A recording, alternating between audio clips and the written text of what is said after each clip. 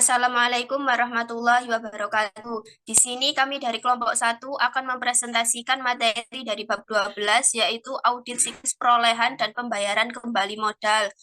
Sebelumnya kami akan memperkenalkan nama kelompok kami terlebih dahulu. Next.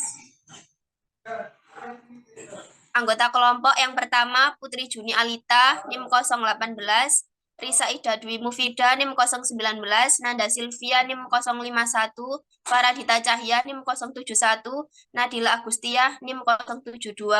Next. Pengertian, siklus akuisisi modal dan pembayaran kembali modal. Siklus akuisisi modal dan pembayaran kembali berfokus pada akuisisi sumber daya modal melalui utang berbunga dan ekuitas pemilik dan pembayaran kembali modal tersebut. Siklus ini juga mencakup pembayaran utang dan dividen. Next. Akun di dalam siklus akuisisi modal dan pembayaran kembali modal. Yang pertama, wesel bayar. Yang kedua, kontrak yang masih harus dibayar. Yang ketiga, hutang hipotek. Yang keempat, hutang obligasi. Yang kelima, beban bunga. Yang keenam, bunga yang masih harus dibayar. Yang ketujuh, kas bank. Yang kedelapan, modal saham, saham biasa. Yang kesembilan, modal saham atau saham preferen. Yang kesepuluh, kelebihan modal di setor atas nilai pari. Yang ke-11, modal yang disumbangkan. Yang ke-12, laba ditahan. 13 pencadangan laba ditahan, 14 saham treasury, 15 dividen yang diumumkan, 16 dividen yang terhutang, 17 akun modal perusahaan perseorangan, 18 akun modal perusahaan persekutuan. Akun-akun dalam siklus perolehan dan pelunasan kembali modal pada perusahaan tertentu tergantung pada jenis aktivitas bisnis perusahaan itu dan bagaimana pendanaannya. Seluruh perusahaan memiliki modal saham dan saldo laba, tetapi ada juga yang memiliki saham preferen, tambahan modal, dan saham treasury. Next. Selanjutnya adalah wesel bayar. Wesel bayar adalah kewajiban hukum kepada kreditor yang mungkin dijamin atau tidak oleh aset dan mengenakan bunga. Umumnya diterbitkan selama suatu periode antara 1 bulan atau 1 tahun, atau bahkan bisa lebih lama. Wesel diterbitkan untuk tujuan yang berbeda, dan properti yang diberikan sebagai jaminan mencakup berbagai aset, seperti sekuritas, piutang usaha, persediaan, dan aset tetap. Pembayaran pokok dan bunga atas wesel harus dilakukan sesuai dengan persyaratan dalam perjanjian pinjaman. Untuk pinjaman jangka pendek, pembayaran pokok dan bunga biasanya hanya akan dilakukan ketika pinjaman itu jatuh tempo. Untuk pinjaman berjangka lebih dari 90 hari, biasanya wesel mengharuskan pembayaran bunga secara bulanan atau kuartalan. Selanjutnya adalah tujuan audit wesel bayar. Yang pertama, pengendalian internal terhadap wesel bayar sudah memadai. Transaksi pembayaran pokok dan bunga yang melibatkan wesel bayar diotorisasi secara layak serta dicatat sesuai dengan tujuan audit yang berkaitan dengan transaksi. Ketiga, kewajiban untuk wesel bayar dan beban bunga terkait serta kewajiban akrual telah dinyatakan secara layak sesuai dengan tujuan audit yang berkaitan dengan saldo. Dan yang keempat adalah pengungkapan yang terkait dengan wesel bayar dan beban bunga sesuai dengan tujuan audit penyajian dan pengungkapan. Selanjutnya, pengendalian internal. Yang pertama ada otorisasi yang tepat atas penerbitan wesel baru. Yang kedua, pengendalian yang memadai terhadap pembayaran kembali pokok dan bunga. Yang ketiga, dokumen dan catatan yang memadai. Dan yang keempat adalah verifikasi independen periodik.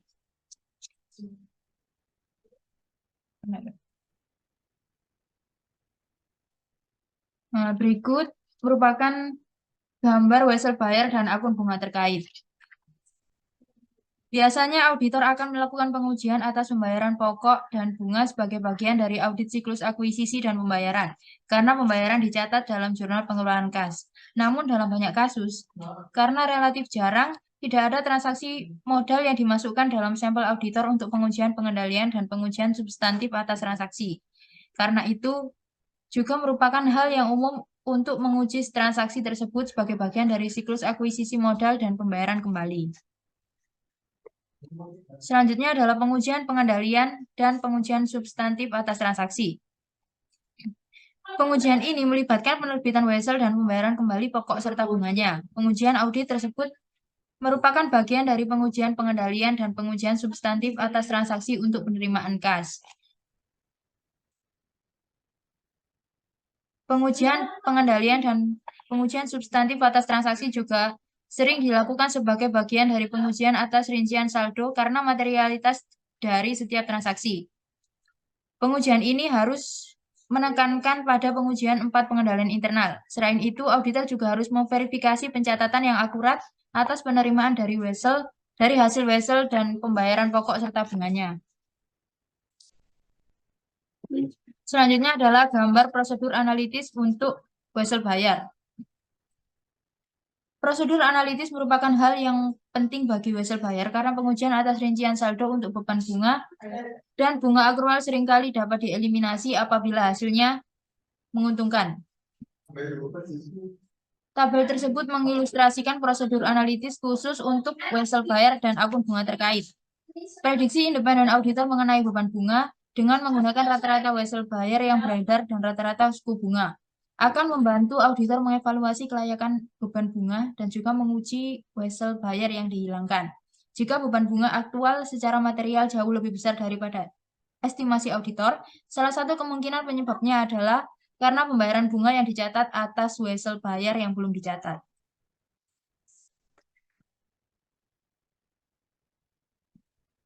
Selanjutnya adalah gambar tujuan audit yang berkaitan dengan saldo dan pengujian atas rincian saldo untuk wesel bayar dan bunga. Dalam gambar ini mengikhtisarkan tujuan audit yang berkaitan dengan saldo yang dapat diterapkan dan prosedur audit yang umum ketika diterapkan ke schedule wesel bayar. Banyaknya pengujian sangat bergantung pada materialitas wesel bayar dan efektivitas pengendalian internal.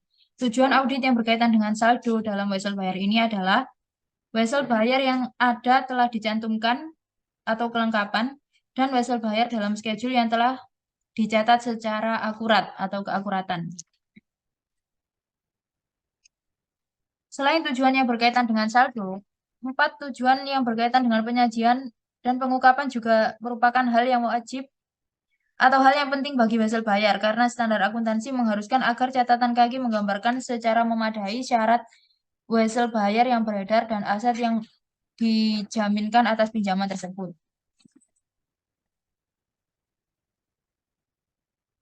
Selanjutnya akan dijelaskan oleh rekan saya.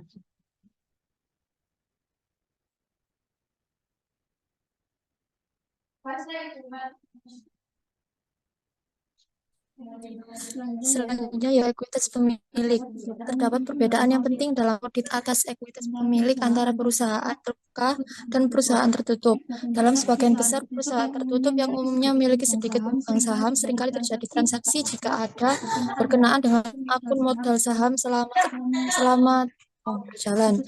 Satu-satunya transaksi yang dimasukkan dalam bagian ekuitas pemilik kemungkinan adalah perubahan ekuitas pemilik akibat laba atau rugi tahunan dan pengumuman dividen. Perusahaan tertutup jarang membayar dividen sehingga auditor hanya akan menghabiskan waktu yang sedikit untuk verifikasi ekuitas pemilik, walaupun harus menguji catatan perusahaan.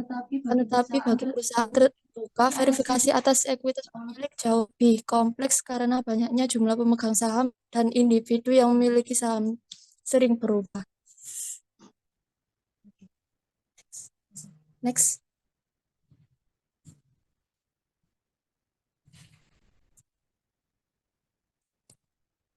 Berikut merupakan gambar akun ekuitas pemilik dan dividen. Terkait gambar tersebut menyajikan suatu tinjauan mengenai akun ekuitas pemilik khusus yang akan dibahas.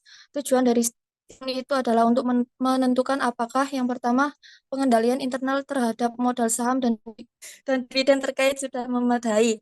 Yang kedua, transaksi ekuitas pemilik telah dicatat dengan benar. Yang ketiga, saldo ekuitas pemilik telah dicatat secara layak. Pengendalian internal sangatlah penting bagi aktivitas ekuitas pemilik. Berikut merupakan bagian dari pengendalian internal. Yang pertama yaitu otorisasi transaksi yang tepat. Karena transaksi ekuitas pemilik umumnya bersifat material, banyak dari transaksi tersebut harus disetujui oleh Dewan Direksi. Berikut merupakan jenis transaksi ekuitas pemilik yang memerlukan otorisasi khusus, yaitu yang pertama, penerbitan modal saham, yang kedua, pembelian kembali modal saham, yang ketiga, pengumuman dividen, yang kedua, yaitu penyimpanan catatan dan pemisahan tugas yang tepat.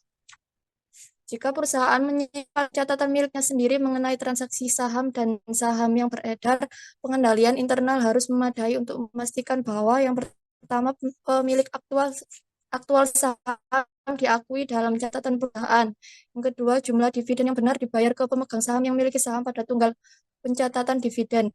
Yang ketiga, yaitu potensi misapropriasi atau penyalahgunaan aset telah diminimalisasi. Yang ketiga yaitu panitera, independen, dan agen transfer saham.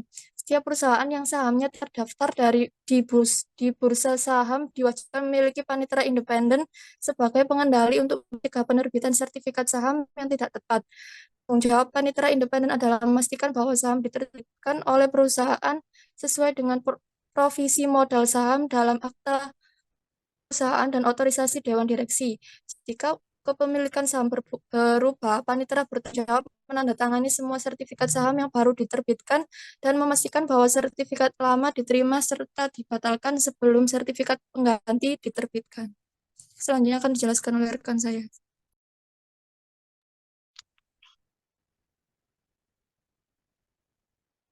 Audit modal saham dan modal di sektor.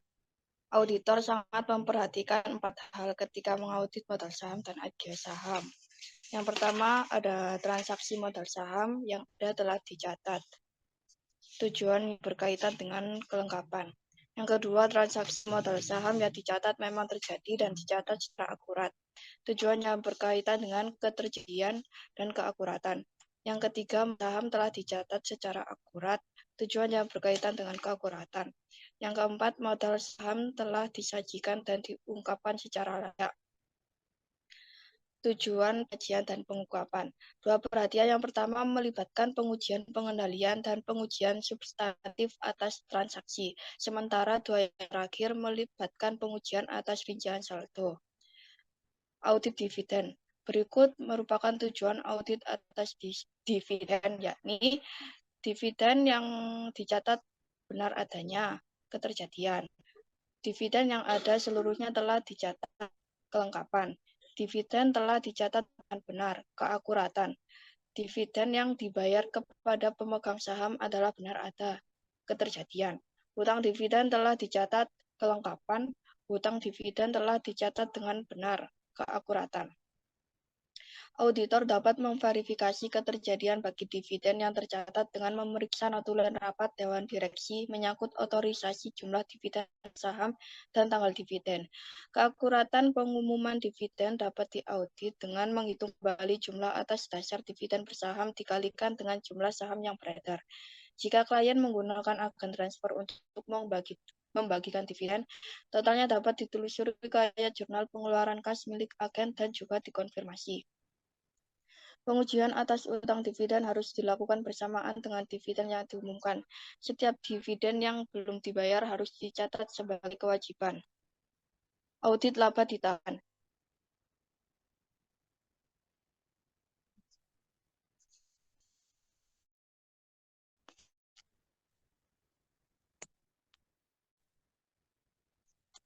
Adalah audit laba ditahan, yakni pertama, analisis terhadap laba ditahan untuk seluruh bersangkutan, melalui keterangan tentang saksi laba ditahan. Kedua, audit terhadap pengkreditan atas laba ditahan yang berasal dari laba tahun yang bersangkutan dilakukan dengan menelusuri jurnal ke dalam laba ditahan, ke dalam laba bersih pada perhitungan laba rugi. Prosedur ini dilakukan pada saat-saat terakhir audit seluruh ayat jurnal penyesuaian yang mempengaruhi laba bersih disesuaikan. Yang ketiga, setelah auditor yakin bahwa transaksi tersebut dapat diklasifikasikan sebagai transaksi laba ditahan, langkah berikutnya adalah menentukan apakah nilai transaksi tersebut benar. Yang keempat, pertimbangan penting lainnya dalam audit laba ditahan adalah menilai apakah ada transaksi yang seharusnya dimasukkan tetapi belum dicatat. Yang terakhir, Hal penting dalam menentukan apakah laba ditahan diungkapkan dengan benar dalam neraca adalah keberadaan pembatasan-pembatasan terhadap pembayaran dividen. Pembatasan-pembatasan ini harus diungkapkan dalam catatan atas laporan keuangan. Selanjutnya akan dijelaskan oleh teman saya.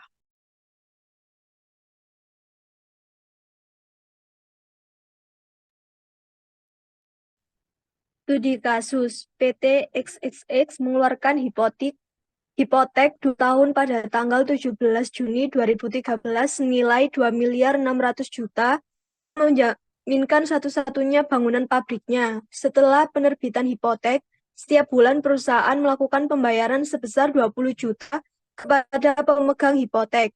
Tahun ini merupakan tahun pertama kalinya perusahaan mengeluarkan hipotek.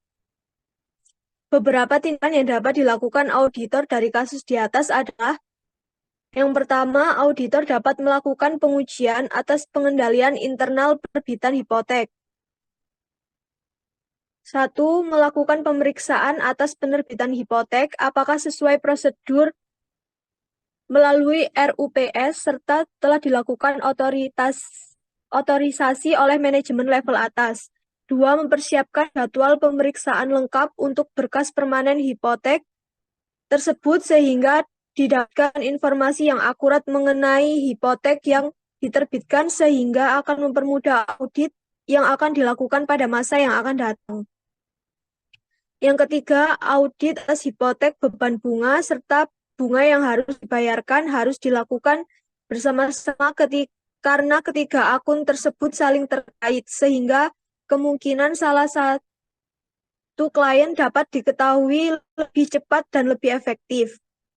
Keempat, dalam laporan keuangan, standar akuntansi mengharuskan pengungkapan hal-hal yang berkaitan dengan hipotek, seperti persyaratan dalam hipotek termasuk suku bunga, tanggal jatuh tempo, informasi pembayaran 5 tahun, aset yang dijaminkan, dan jadwal amortisasi. Dengan demikian, auditor dapat menentukan apakah pengungkapan klien atas hipotek yang diterbitkan telah lengkap dan akurat.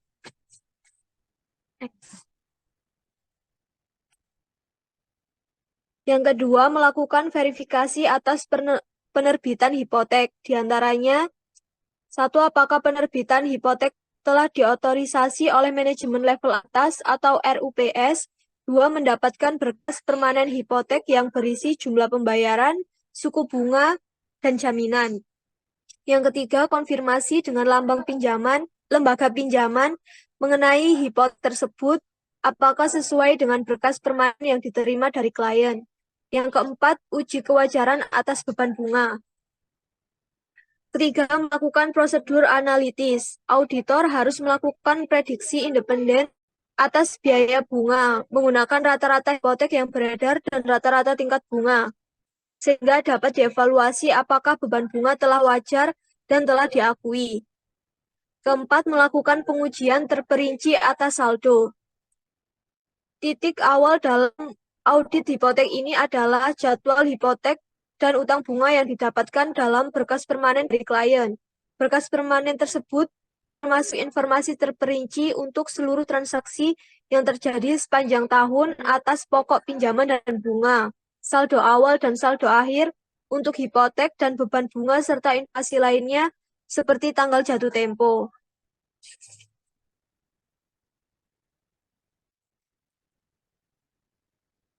Tingkat bunga dan aset yang dipakai sebagai jaminan. 2 tujuan penting untuk audit terkait saldo atas hipotek adalah hipotek yang diterbitkan sudah dimasukkan dan hipotek dalam daftar telah dicatat dengan akurat.